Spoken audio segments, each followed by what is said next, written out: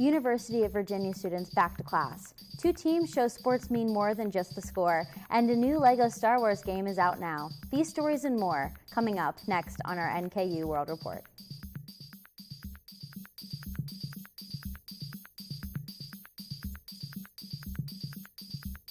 Welcome to the NKU World Report. I'm Lily Taylor. University of Virginia students returned to class Wednesday just days after a shooting on the campus that killed 3 students and injured 2 others. Students back on campus say they're still shocked, but they're finding resilience and peace being with each other. Elizabeth Holmes has a story. I'm really shaken up. It's been the longest week of university history, it feels like. It's only been a couple of days, but it feels like weeks. As students return to class for the first time since tragedy struck, some stop to take a moment, looking at memorials for those they lost just a few nights prior. A sequence of numbers 1-1541 for Lavelle Davis, Devin Chandler, and Deshaun Perry, football players tragically shot and killed on grounds the night of November 13th. And just seeing people on grounds, you can just feel how different it is. There's definitely, everyone's feeling the loss.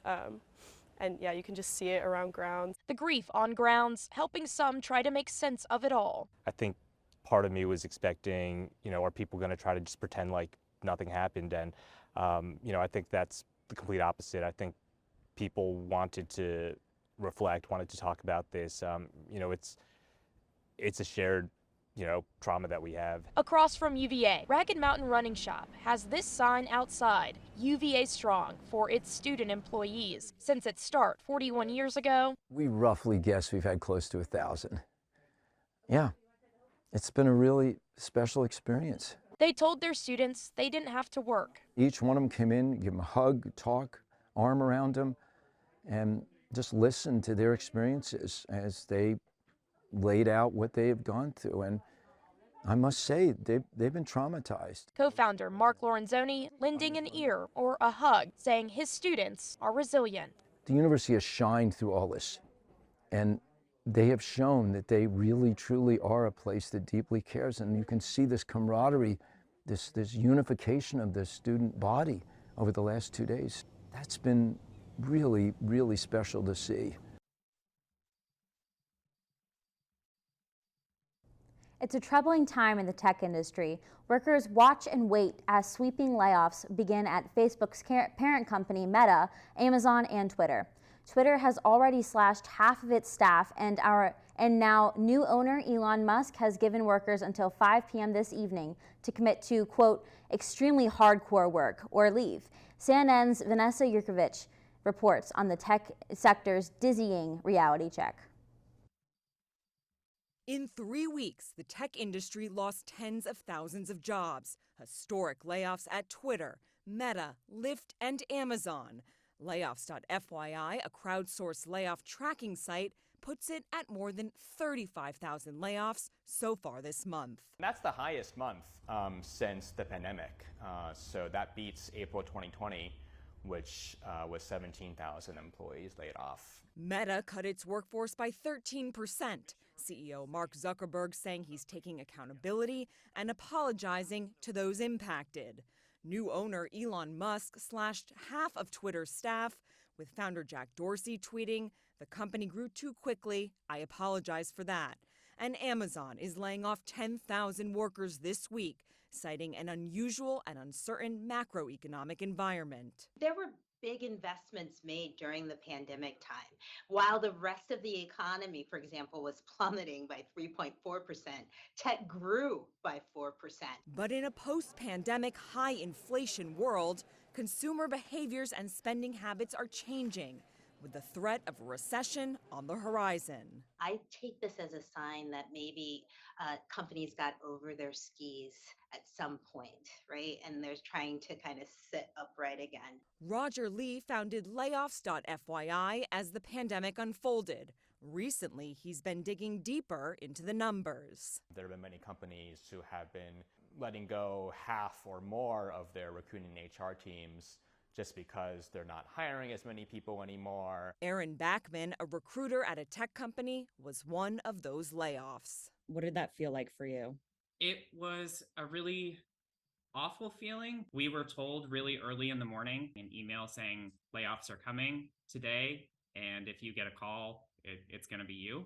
And I sat there for 6 hours on Slack and watched my colleagues get laid off one by one. Then he got the call. It's depressing. As American workers watch tech giants shed jobs at a rapid clip, many in other industries are asking, am I next? Should they be nervous? First of all, the tech economy are just 2% of the labor market. Tech is an important part of the economy, but it is not the whole of the economy. The rest of the labor market is looking pretty good. The economy is adding jobs at a pretty healthy clip.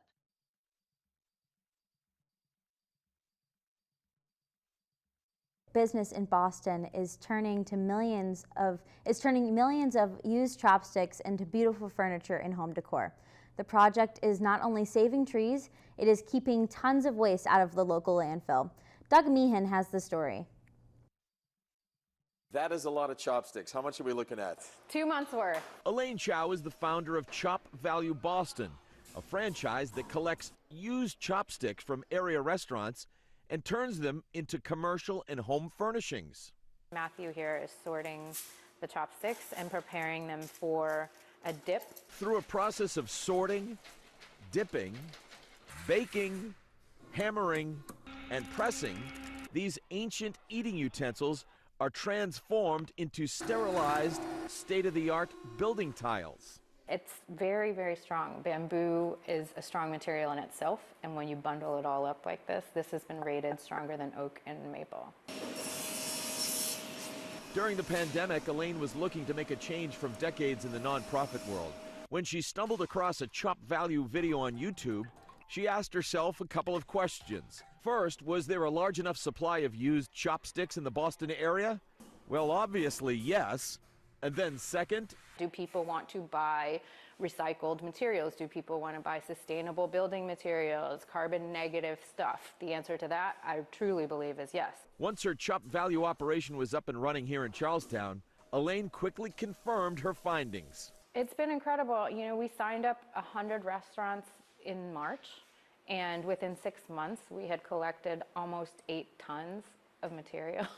If you do the math, that equates to roughly 2.5 million used chopsticks collected from restaurants in Metro Boston alone. Who would have ever thought that by taking just chopsticks out of the landfill that we could do something on the order of 8 tons of material? I mean, it's really incredible. What's equally incredible is that instead of ending up at the dump, these recycled wooden sticks are finding new life in everything from corporate holiday gifts to lighting fixtures, wall features, and tabletops. A lot of times when people see and touch our product, they say, wow, I cannot believe this is made out of chopsticks. I can't believe it's made out of recycled materials. Now over to Curtis to take a look at sports. 2 football teams come together to show support and leadership through a simple fist bump and a trophy found at a basketball player's childhood home. This and more coming up after the break. Foster care. I never knew when I would have to move, so I always had my suitcase ready to go. Then one day I was adopted. My new parents opened their hearts and home to me. My parents cook my favorite breakfast for me every morning. My parents take me on trips I never thought I would go on. They gave me a home and an even better reason to use that suitcase. My parents aren't perfect, but they're perfect for me. I'm Jenny Garth, and as a mother of 3, I know kids worry about a lot of things. Getting enough food to eat shouldn't be one of them. But here in America, that is a real worry for 1 in 5 children. This is unacceptable, and something Feeding America is working to solve. Through a nationwide network of food banks, Feeding America serves virtually every community in the United States, including yours. See how you can help your community. Visit feedingamerica.org. Together, we can solve hunger. Together, we're Feeding America. Dad? Just 1 minute, okay? Hey, Bobo, do trees tell each other stories? I'm sorry. I'm afraid I don't know that. Hey, why don't we go find out?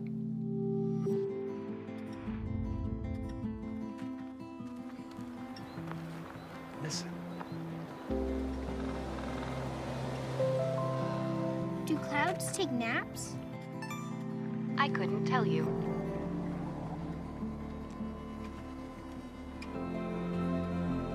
Can birds draw pictures? I don't have an answer for that. Dad, do stars visit their friends? Look!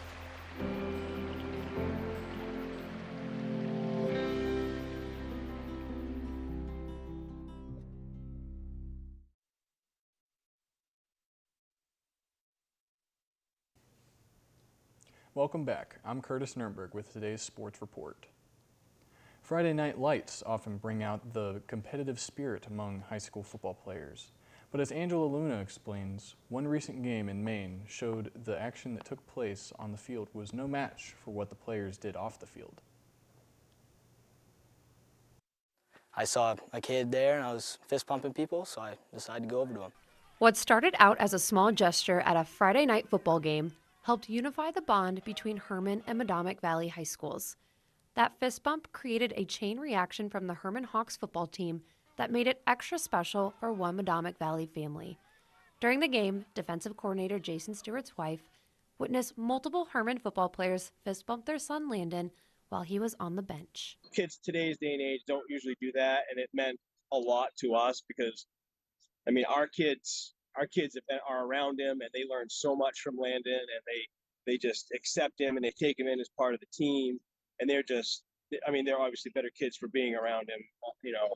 And to see another program do the same thing was pretty special to me and my wife. He was surprised a little bit because I heard that he usually runs away, but he actually gave everyone fist bumps. He even gave my friend Colvin a hug. Landon is the team manager for Mahomet Valley.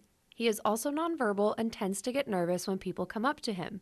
But this time, to his parents' surprise, Landon also interacted with the team. For him to be able to actually fist bump kids that he doesn't know is a big deal.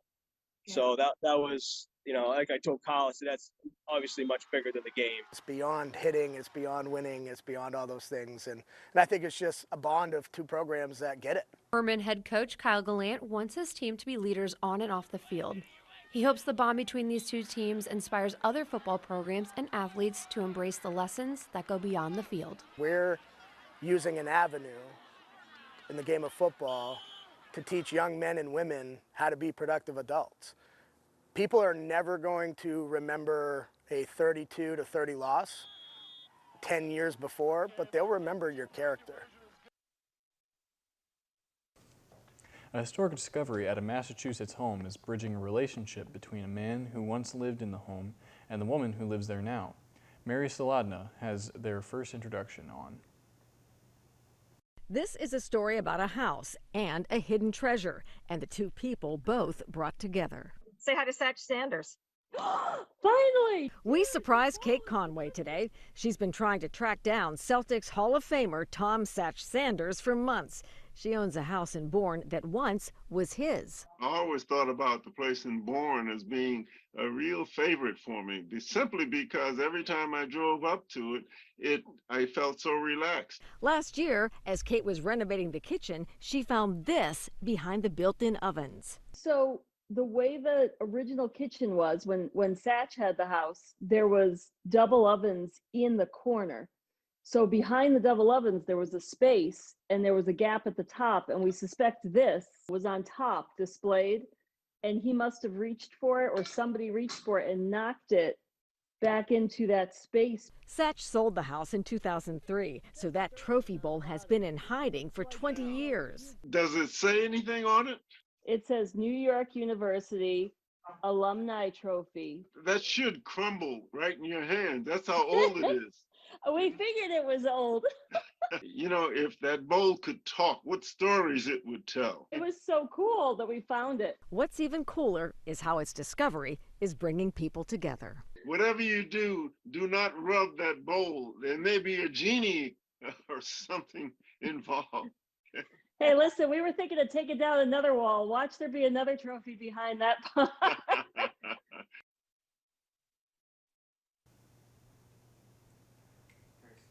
Sorry. Now back to Lily at the news desk. It's the most common mental health concern facing Americans. Millions suffer from anxiety in the U.S., and while medication and therapy can help, those options may not be right for everyone. In today's Health Minute, Mandy Gaither has more on new research which suggests there may be another option that may be equally as effective. Concerns over health, money, family problems can cause occasional worry, but for those who suffer from anxiety disorders, the concerns may not go away and may worsen in time. It has a profound effect on people's lives. Anxiety can lead to symptoms like constant worry, trouble sleeping or concentrating, irritability, and more. Psychotherapy and medication like Lexapro to treat depression and anxiety can help. It's a great drug. I prescribe it all the time, but it could be that not everyone's interested in taking a medication. That's why Dr. Elizabeth Hoagie wanted to study another option for anxiety treatment, mindfulness meditation. The researchers studied more than 275 adults with untreated anxiety disorders. Half the patients received a generic form of Lexapro. The other half were assigned an 8-week course in mindfulness stress reduction. And found that they were roughly equivalent in effect, reducing anxiety symptoms by about 30%. Hoagie says meditation could potentially be prescribed instead of medication for some patients, but says it does take time to make it effective. Participants were enrolled in a class for 2.5 hours a week, and they also had homework assignments nearly every day for about 40 minutes. Hoagie says anyone interested should talk to a primary care provider about their options. For Health Minute, I'm Mandy Gaither. Now back to Curtis for the Entertainment Report. Celebrities facing the loss of the crypto collapse, and a new Star Wars Lego game is out now. These and more coming up next.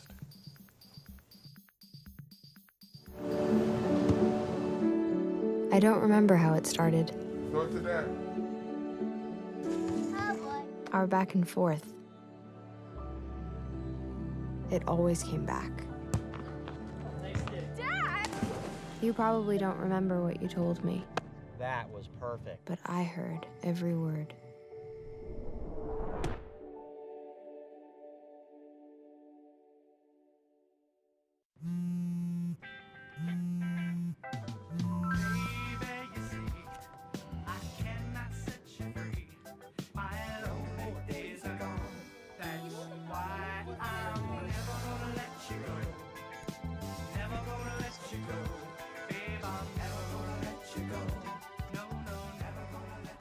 Here you go. Thank you. Thank you.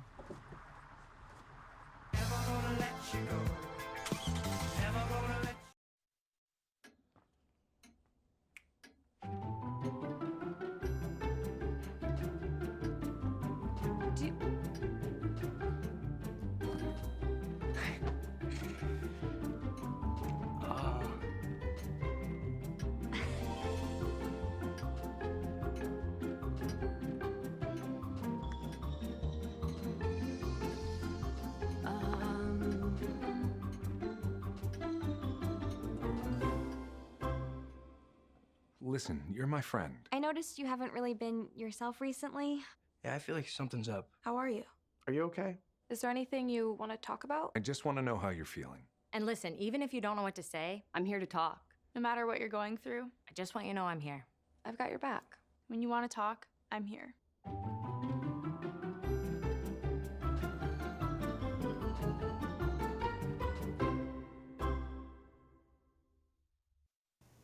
Welcome back. I'm Curtis with your Entertainment Report. Several celebrities and popular athletes are facing the fallout of the sudden collapse of the big cryptocurrency exchange FTX. The $32 billion company filed for Chapter 11 bankruptcy last week. CNN's Christine Romans reports. The implosion of the cryptocurrency exchange FTX, one of the most powerful figures in the industry, has left investors grappling with the aftershocks. How much of this is effectively an empty, product? FTX's CEO, Sam Bankman-Fried, is facing multiple investigations after reports that he mishandled billions of dollars in customer funds, causing the 30-year-old to see his own $16 billion fortune erased overnight. Now the stunning collapse reverberating across the trillion-dollar industry. Gwyneth Paltrow, Reese Witherspoon, Kim Kardashian, and Matt Damon among the celebrities who have endorsed the crypto craze. With 4 simple words that have been whispered by the intrepid since the time of the Romans. Fortune favors the brave. So does fortune favor the brave? For those that invested $1,000 in Crypto.com when actor Matt Damon started touting it just over a year ago, that investment is now worth less than $300 today, dropping almost 70%. Bloomberg reporting that billionaire Mark Cuban's investment in the Titan token tumbled 99% this August. Tampa Bay Buccaneers quarterback Tom Brady bought an equity stake in the now failed FTX. You know what? I'm in. Along with Brady, tennis Grand Slam champion Naomi Osaka, basketball star Steph Curry, and baseball Hall of Famer David Ortiz among top athletes who will reportedly lose millions with the collapse of FTX. Whoa, Moon, slow down. You getting into crypto? With FTX? But no franchise took a bigger hit than the Miami Heat basketball team, who terminated their 19-year, $135 million naming rights deal with FTX, leaving them scrambling for a new sponsorship partner 1 month into the season.